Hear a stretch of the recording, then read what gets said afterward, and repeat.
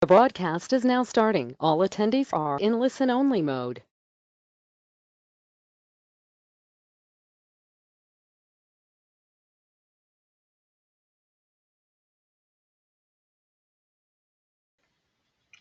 All right, let's get started, everybody. My name is Brian Rivera with All Chicago, and today you are on the webinar for Hot Topics for Data Quality, Fixing Missing Data.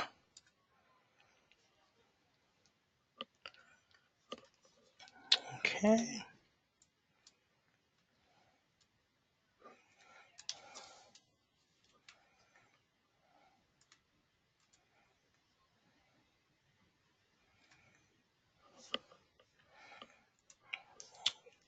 Okay. So these hot topics were pretty much designed to help providers with certain areas of their data quality. We have a series of 4 that'll be going on today. Right now, you're at the first one, which is fixing missing data. We have one coming up on child-only entries, and then 2 more in the afternoon, which follow bed and room utilization, as well as sub-assessments. So if you have any other wishes or inclinations to visit us on those webinars, feel free to do so with the attached link that came in through your email from our server, which provided you with those nice little charts and graphs about your data quality. So, what are we talking about today? We're talking about missing data and data issues. We're talking about pretty much fixing missing data, and what does that mean to you as a provider who is overseeing all this data. When we say missing data, we mean that there's like a 5% threshold for each data element reviewed, and that also includes where caseworkers have selected either client doesn't know and client refused answers for SSN and date of birth, as per like HUD instructions, pretty much. For a quick review on running the data quality report, we have articles on the help desk if you didn't know about it already, as well as a full instructions on running the DQ assessment. These instructions were designed for the current assessment that we have right now. Moving towards in the future, when we have this kind of automated assessment where you get the reports directly into your inbox, we'll be updating these instructions in the future. But this is a good resource, at least for understanding the timeline of data quality and what we do every quarter. Now, I can't really go more into about data quality without talking about timeliness. And timeliness is a good point to review about everything in data quality. What timeliness really means is the measure of the number of days it takes for data to be entered into HMIS. So what that means is that if you take in the date an entry is created in service point minus the project entry date, that's how long it takes for data to be entered in HMIS. So as per our continuum, we do expect that providers enter data within 2 days or 48 hours. One thing that we get about timeliness is that we can't correct timeliness, right? It's recorded by the system, so there's no way to actually like move around dates of entry pretty much when it's being data recorded into the system. We do allow for explanations though as to why something was late, reasonable explanations as to why something was late. If you just let us know through either our help desk and especially through one of our help desk forms, we'll be able to put basically a note by your project as to why these certain elements were past the 2-day time limit for timeliness. So for example, for timeliness, let's say that something was created in January 22nd, right? That's the date the entry was created in service point. And then the project entry date was actually January 25th, right? That's way beyond the 2-day marker for timeliness. That's beyond 3 days right there. So we want to make sure that you're entering data correctly into the system within a reasonable time frame. It's really important to do that because of coordinated entry. Coordinated entry relies on this information to be as timely and accurate as possible. If you happen to be outside a 2-day window, enter it in as soon as you can, pretty much, because we want to make sure that the data inside Service Point is reflected in coordinated entry on the one list as close as we can to accuracy, because that depends on a lot of things as well. Okay, so let's get down to the meat of it, right? Missing information. So for missing information, in some cases, okay, In some cases, client's information may be missing. You can verify this by looking at the Assessment Detail tab. So when you're looking at your data quality report that you're running from ART, you can see that there's a bunch of red nulls, there's a bunch of OKs in there.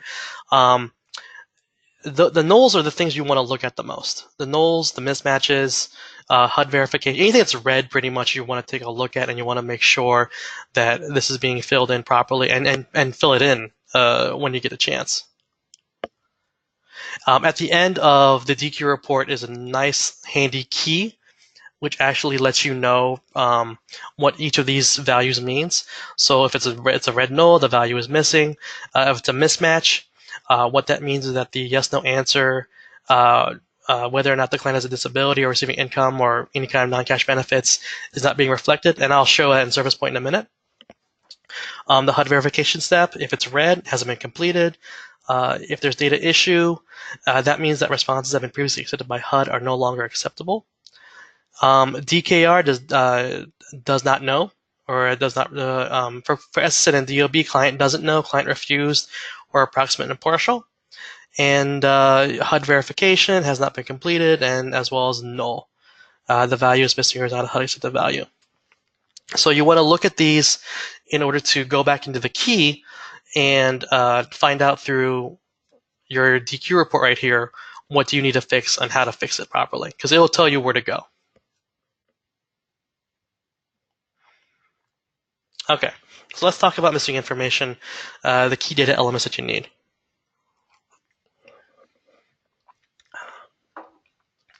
So for date of birth, in Service Point, date of birth cannot be before January 1st, 1950. Date of birth cannot be after the date the record was created. I had to write myself a little example for this. So what that really means is that you cannot create a record of someone who did not exist prior to the record being created, right?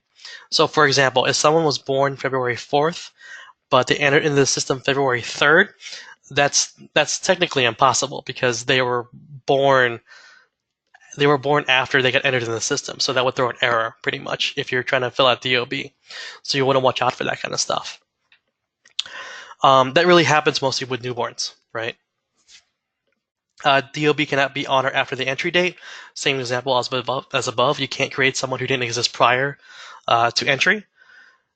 And the last point is conflicting information for DOB under history. So if you look into Service Point, which I'll log in right now.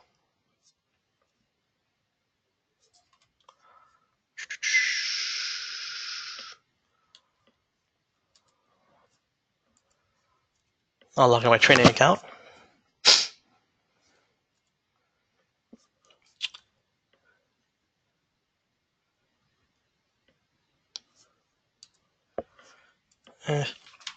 Let's see if we have Theo. We do.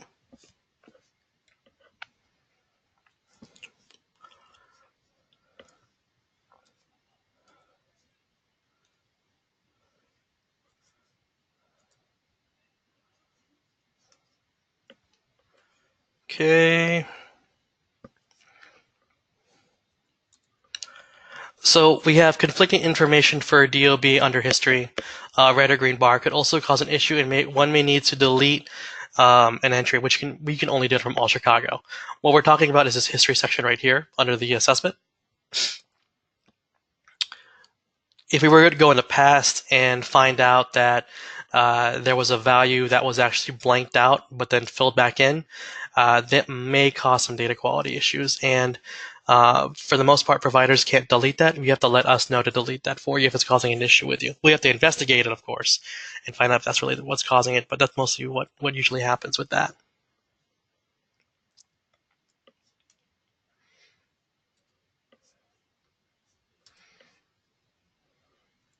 Okay.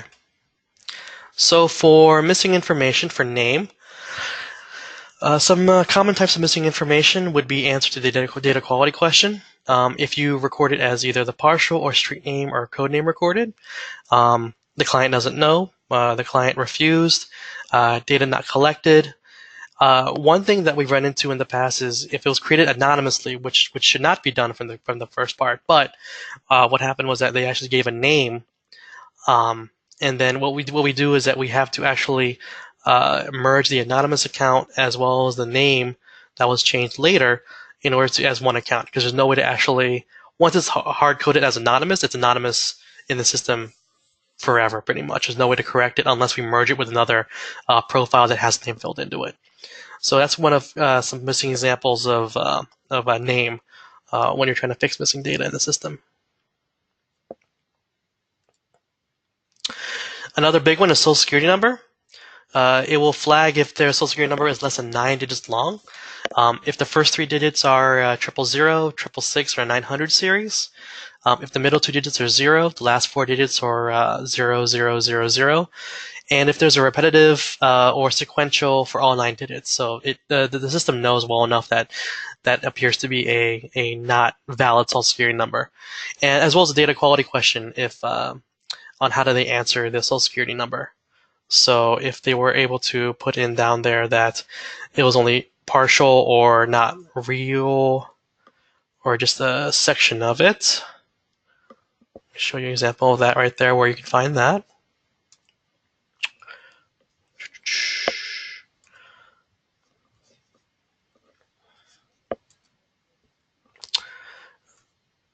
Under right here, if it's full SSN reported, approximate partial SSN reported, the last,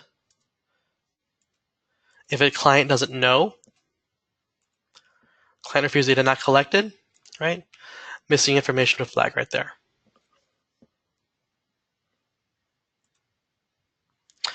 Another big one for missing information is chronically homeless. If the question in the initial assessment is marked no, or it's not labeled as disabled, pretty much.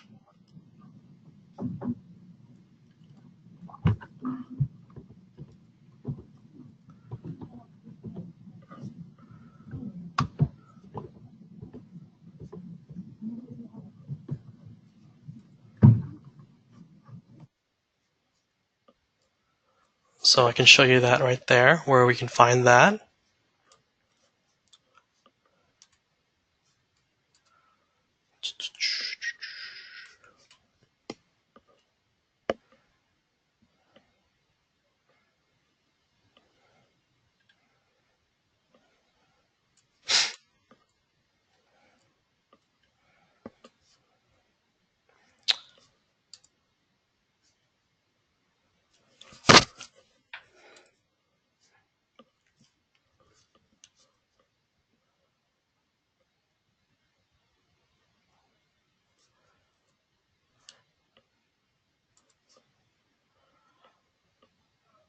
Right, we're going to make sure that this is all filled out for chronic homelessness. And then on the initial assessment,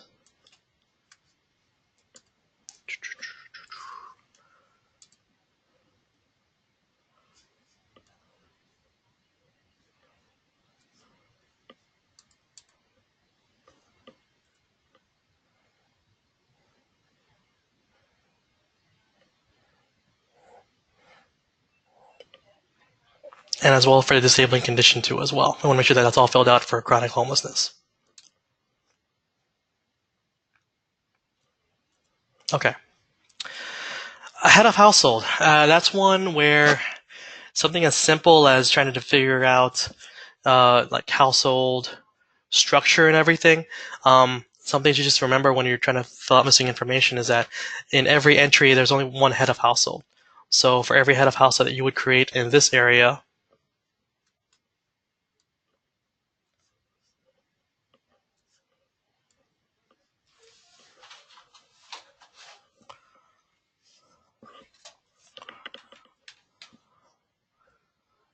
click on Manage Households. We want to make sure that there's only one head of household, which would be the self, right?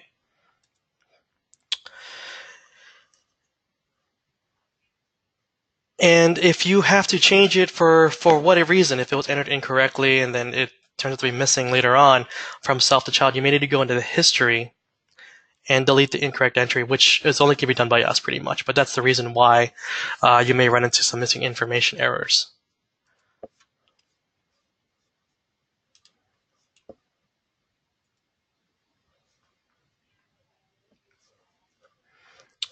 Okay. So Here's a big one right here. Missing information if we have income and sources at entry. So we have the yes-no answer as to whether or not the client has a disability or is receiving any income, any non-cash benefit, or any insurance that does not match the sub-assessment. So what would that mean is if these don't match up, we'll go into our sample right here. We'll go to an entry, and we'll go ahead and scroll down to our sub-assessments down here. These could be missing. You may forget to fill these out. Right here, there's a client of a disabling condition, income from any source, non-cash benefit, covered by health insurance, or maybe the opposite could be true. Well, this one right here, forgot to get HUD verification. So this could be missing entirely, which does throw an error, which does need to be filled out. We'll update that later.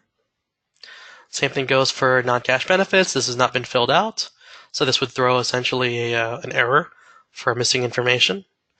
Same thing for monthly income would throw an error too as well. Disabilities, though, is all cleared because we have the HUD verification checkbox, so this has all been filled out properly. Right.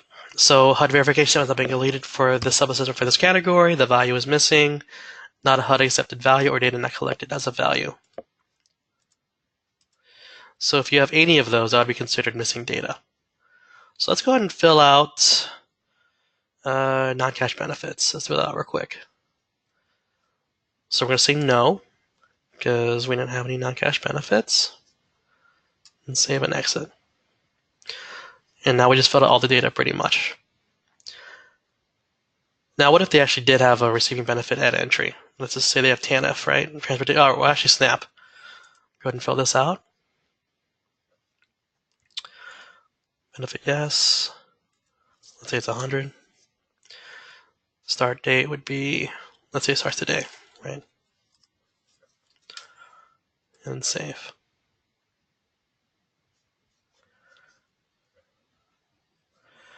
Right, it goes to this, but we're actually receiving benefits.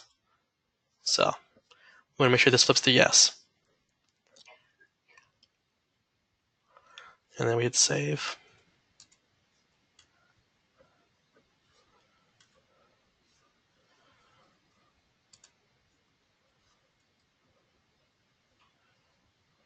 There we go. Cool. And change the amount.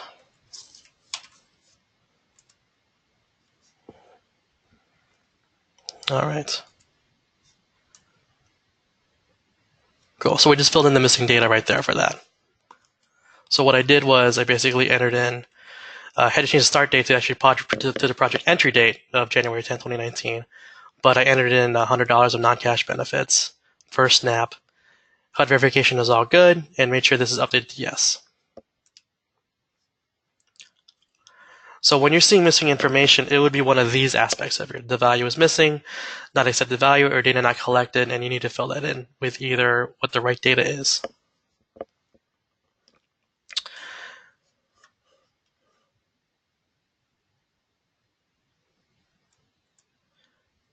And everything I just presented to you, we have written extensive help desk articles on for fixing missing data, for trying to correct sub-assessments. We'll be talking more about sub-assessments later on in the afternoon. The next webinar after this one is going to be around child-only entries. That's a very good one right there, as well as bed utilization later on in the afternoon. So right now, I'd like to open up to questions. If anybody has any questions, feel free to fill it out in chat, and I'll do my best to answer them right now. I also have one of my colleagues, Kim, is on the line too as well, so she can also answer any questions too as well that you may have.